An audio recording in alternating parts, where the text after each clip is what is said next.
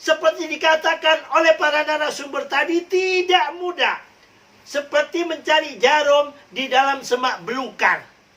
Diperlukan ketelitian, ketelatenan. Setiap kenaikan daripada pangkat para PNS ini hendaklah kembali dilakukan screening, kembali dilakukan suatu bentuk apa? Tanya jawab tentang Pancasila ini. Masalah radikalisme, masalah terorisme bukan hanya tanggung jawab pemerintah. Tetapi di sini kami fokus karena ini mau pencalon atau penerimaan 1,3 juta PNS se-Indonesia. Maka kita fokus kepada PNS-nya ini. Bagaimana Menteri Pan-RB bersama BKN-RI benar-benar bisa menseleksi. Jangan sampai mereka yang terpapar masuk ataupun setengah yang terpapar. Sementara di dalam ini sudah ada ulat selama 10 tahun di dalam kepegawaian negara kita. Alhamdulillah kita oleh Allah diberikan pemimpin, diberikan presiden, yaitu Presiden Jokowi. Sehingga begitu Presiden Jokowi yang nasionalis, yang religius nasionalis ini menang, sementara selama 10 tahun mereka kelompok-kelompok radikalis telah membuat suatu bentuk kekuatan yang mana mau mengubah Indonesia ini 2030 menjadi negara syariah, menjadi negara Islam, menjadi negara khilafah. Dengan adanya Presiden Jokowi ini, rencana mereka terhalang. Sehingga apapun yang dilakukan oleh Presiden Jokowi selalu dinyinyir, selalu disalahkan, tidak ada baik dan betulnya sama sekali. Dan itu terjadi bukan hanya pada masyarakat umum yang radikalis, tetapi banyak dari kelompok-kelompok ASN ini nyinyirin daripada presidennya. Ini salah satu indikator kuat daripada banyaknya ASN yang terpapar radikalisme. Seperti yang disampaikan tadi dengan data oleh Pak Stenlos Rianta, bahkan ada dari Polwan, dari TNI, ya, apalagi dari PNS-PNS, dari dosen-dosen, bahkan rektor. Ini sangat mengerikan. Sangat mengerikan. Dari Sabang sampai Merauke, dari Pulau Miangas sampai Pulau Rote, kita ini berbeda. Berbeda suku, berbeda adat istiadat, berbeda budaya, berbeda agama. Kalau sampai tidak bisa memiliki pemikiran-pemikiran yang diwariskan oleh founding father kita dengan Pancasila dan Bhinneka Tunggal Ikanya, Soviet bisa terpecah belah menjadi 15. Maka Indonesia tidak akan dan pasti kalau kita meninggalkan Pancasila dan Bhinneka Tunggal Ika ini bisa terbelah menjadi 25 atau 2 kali lipatnya Soviet, 30 negara. Madura pengen merdeka, Bali pengen merdeka, Aceh pengen, semuanya pengen merdeka. Misa Kongolido kita, penguat daripada perjanjian ini, hanya Pancasila dan Bhinneka Tunggal. Ini menjadi kewajiban kita semua sesama anak bangsa untuk menjaganya. Terlebih-lebih kepada umat Islam yang mayoritas di Indonesia ini. Bagaimana kita mengajarkan kepada santri kita, kepada anak didik kita, kepada masyarakat kita agar bisa memiliki pemikiran Islam yang wasatiyah ataupun pemikiran yang moderat. Sehingga meskipun kita mayoritas tidak menjadi egois, justru kita mayoritas bisa menjadi payung, memayungi siapapun yang berada di sekitar kita. Kalau hujan tidak kehujanan, kalau panas tidak kepanasan. Inilah Islam yang rahmatan lil alamin. Apalagi NU memperkuat dengan Islam Nusantaranya. Meskipun kita umat Islam mayoritas NU ormas Islam terbesar tidak hendak mendirikan negara Islam. Bahkan di dalam diskusi Gus Dur di luar negeri, terkaget-kaget ada ormas yang memiliki puluhan juta, lebih daripada 70 juta massa, tetapi tidak hendak mendirikan negara. Luar biasa. Orang luar ini terkagum-kagum terhadap NU. Inilah kelebihan daripada NU. Maka dari itu, kami minta kepada Menteri PAN dan RB, di dalam penerimaan 1,3 juta PNS ini, jangan sampai tersusupi kelompok-kelompok radikal. Kenapa? Sebab PNS ini motor penggerak urat nadi daripada bangsa kita. Kalau sampai PNS terpapar pemikiran radikal, apalagi kelompok-kelompok radikalis itu punya kekuatan yang disebut apa? Nusroh, ya? Kelompok-kelompok yang menyusup di TNI dan Polri. Selesailah Indonesia kita ini seperti Libya. Selesailah Indonesia kita ini seperti Irak. Selesailah Indonesia kita ini seperti negara-negara di Timur Tengah. Mari kita cegah sebelum terjadi. Lebih diperketat lagi di dalam penyeleksian orang-orang yang hendak masuk ke PNS ini, dan juga yang sudah masuk di dalam naik pangkatnya.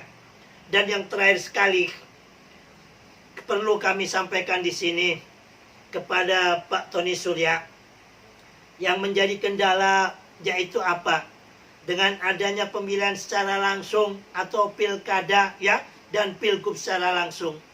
Ini masalah yang besar buat kita. Contoh soal apa yang dipertontonkan oleh salah satu wali kota. Ini sangat tidak lucu, ya, di Sumatera ini, nggak perlu saya sebutkan kotanya. Cukup jelas, beberapa kementerian, tidak salah 3 kementerian, Menteri Pendidikan, Menteri Agama, dan satunya Menteri Dalam Negeri, di dalam memberikan suatu bentuk peraturan bersama tentang seragam sekolah, ini oleh wali kota ditentang. Gus jadi bingung ini. Ini wali kota atau Pak RT? Negara kita ini bukan negara bagian, tetapi negara kesatuan Republik Indonesia, yang mana pemerintah pusat, ya, dari presiden, menteri turun ke gubernur, gubernur turun ke bupati. Maka Gus minta tolong sampaikan kepada kementerian yang terkait. 1, perlu adanya penguatan wawasan kebangsaan kepada calon-calon anggota DPR. Kalau perlu digodok, anggota-anggota DPR tidak bisa mencalonkan anggota DPR kalau tidak punya sertifikat Lemhanas. Kedua, kepada calon-calon, baik itu gubernur, baik itu bupati, baik itu wali kota, sebelum mencalonkan harus memiliki sertifikat Lemhanas. Ini penting. Jangan sampai kami umat Islam ini malu, ya kan? Tentang apa? Kewajiban daripada jilbab kepada orang non-muslim. Ini jelas melanggar daripada Islam itu sendiri. La ikraha fiddin. Jelas itu firman dari Allah. Tidak ada paksaan dalam agama, apalagi dalam budaya apa? Pakaiannya. Dikatakan oleh menteri tapi disangkal. Nah, ini semuanya terjadi. Apa yang baik di masa Orde Baru yang kita caci maki, yang kita turunkan, salah satunya apa? Sertifikat P4, sertifikat Lemhanas, itu penting bagi para pejabat. Seperti bapakku yang sebelumnya, ya, jadi Kapolres di Ciracas kan gitu, ya. Nah, ini kan sebelum waktu Kombes, ya kan, begitu naik jadi bintang 1. Lah ini kan ada sekolah lagi yang sangat luar biasa. Tidak mudah kan gitu bagi TNI Polri menjadi jenderal kan gitu. Sebab apa? Bakal menjadi calon pemimpin bangsa ini kan gitu. Lah, kalau saat ini tidak, asal punya uang, asal bisa merayu ketua umum, tidak memiliki wawasan kebangsaan, tidak memiliki nilai-nilai Pancasila dan Bhinneka Tunggal Ika, bisa menjadi pimpinan kepala daerah. Yang kasihan apa? Kapolresnya.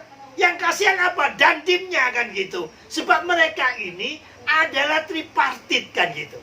Nah, di sini pesan Gus untuk memperkuat NKRI kita, calon DPR, ya, calon anggota DPR, baik daerah apalagi pusat. Begitu juga calon bupati, wali kota, dan gubernur.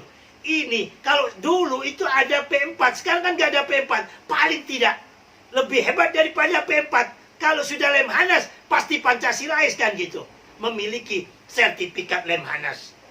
Demikian yang dapat kami sampaikan. Kurang lebihnya, mohon maaf. Tidak ada gading yang tak retak. Tak ada manusia yang tidak punya salah dan hilaf. Kalau ada kekurangannya semata-mata dari kami sebagai hamba Allah yang dhaif.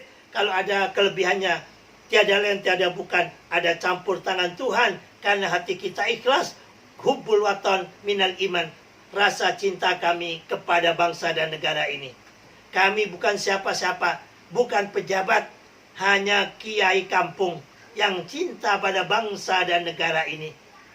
Dan yang terakhir, kami mohon mudah-mudahan Bapakku Pak Surya, ya, luar biasa ini penjelasannya. Kalau diundang lagi tidak bosan, tidak ada kekuatan sedasa doa, semuanya tidak akan ada apa-apanya tanpa dibarengi dengan kehendak Allah. Mari biar acara ini barokah, kita sama-sama tutup doa, yang mana sebenarnya akan ditutup doa oleh Habib Ja'far Shadiq, dan begitu juga dengan puisi, akan tapi karena beliaunya masih kurang enak badan atau sakit, diganti oleh Gus. Mari yang beragama lain silakan berdoa sesuai dengan keyakinannya. Kita angkat tangan kita memohon kepada Allah Tuhan Yang Maha Esa. Semoga apa yang kita bicarakan, apa yang kita diskusikan ini, rasa cinta kita kepada bangsa dan negara ada dalam kehendak Tuhan. Semoga Allah Ta'ala senantiasa menjaga Indonesia ini, ya Allah. Kalau kita kehilangan istri, meninggal atau cerai, masih bisa mencarinya. Kehilangan baju, masih bisa beli di toko. Tapi kalau negara dalam keadaan perang, kehilangan negara, kemana kita akan membelinya? Maka kami minta semuanya hadirkan hati kita, pikiran kita satukan kepada Allah. Mohon kepada Allah, semoga Allah Ta'ala senantiasa menjaga Indonesia ini tetap menjadi negara yang baldatun thayyibatun rabbun ghafur, negeri adem ayem, gemah lipah lo Cinawi, murah sandang, murah pangan, murah papan. Ya Allah, ya Allah, jagalah Bapak kami Presiden Jokowi, ya Allah, dan juga guru kami Kiai Haji Ma'ruf Amin, ya Allah. Mudah-mudahan senantiasa di dalam Shiratal Mustaqim, ya Allah. Mudah-mudahan senantiasa di dalam penjagaan-Mu, ya Allah. Jauhkanlah daripada fitnah-fitnah syaitan, ya Allah, yang selalu yuwaswisu fi sudurin nas, membisikkan daripada manusia-manusia yang baik agar tergelincir, ya Allah. Jagalah Presiden Jokowi, ya Allah, agar senantiasa istiqamah, ya Allah. Agar senantiasa, ya Allah, terus berjuang untuk NKRI dan Pancasila ini, ya Allah. Ya Allah, ya Tuhan kami mohon kepadamu, ya Allah. Mudah-mudahan orang yang membenci pada bangsa yang mana Indonesia ini adalah rumahnya sendiri, Kau ubah rasa bencinya menjadi cinta, ya Allah. Yang cinta kepada bangsa ini, Kau berikan kekuatan, ya Allah, tetap terus berjuang untuk kemaslahatan dan kemakmuran bangsa dan negeri ini, ya Allah. Ya Allah, ya Tuhan kami, inilah doa dan munajat kami dari anak-anak bangsa yang cinta pada negeri ini, ya Allah. Jagalah negeri ini, ya Allah. Jauhkanlah negeri ini, ya Allah, dari bala, dari musibah, daripada bencana, dan juga daripada fitnah-fitnah syaitan yang masuk kepada para elit-elit politik kami, sehingga mereka berebut sesuatu yang duniawi, ya Allah, yang menjadikan kegaduhan pada bangsa dan negeri ini, ya Allah. Ya Allah, ya Tuhan kami bersyukur kepadamu telah hidup di negeri Indonesia, negeri yang gemah lipah lo Cinawi ini, ya Allah. Akan tetapi banyak sekali pemimpin-pemimpin kami yang belum bisa berlaku adil, sehingga kekayaan ini tidak bisa bermanfaat untuk kesejahteraan bangsa ini, ya Allah. Hanya Presiden kami Pak Jokowi berpikir dan bisa mengubah itu semuanya sehingga negeri kami bisa menjadi lebih baik ya Allah. Mudah-mudahan apa yang dilakukan Presiden Jokowi ini bisa diikuti oleh menteri-menterinya, bisa diikuti oleh wakil-wakil rakyat, sehingga apabila semua berpikir demi kemaslahatan umat, maka kami yakin, bahkan hakul yakin, apa yang dicita-citakan oleh pendiri bangsa ini pasti akan terwujud, yaitu terwujudnya keadilan sosial bagi seluruh rakyat Indonesia tanpa adanya diskriminasi sara di negeri yang kaya raya dengan limpahan daripada segala bentuk kekayaan alam yang Kau berikan pada bangsa ini. Ya Allah, ya Tuhan kami, hanya kepadamu kami menyembah, hanya kepadamu kami mohon pertolongan. Tolonglah kami ya Allah, jagalah Indonesia kami. Wa akhiru da'wati anil hamdulillahi rabbil alamin. Al-Fatihah. A'udzubillahi minasyaitonir rajim. Bismillahirrahmanirrahim. Alhamdulillah. Shiratal ladzina an'amta 'alaihim ghairil maghdubi 'alaihim waladdallin. Terima kasih demikian yang dapat kami sampaikan. Kurang lebihnya mohon maaf. Kalau ada sumur di ladang, boleh kita menumpang mandi. Kalau ada umur yang panjang, bolehlah kita ketemu lagi di acara webinar Agama Cinta edisi ke-28. Salam Pancasila, salam Bhinneka Tunggal Ika, Merdeka. Assalamualaikum warahmatullahi wabarakatuh.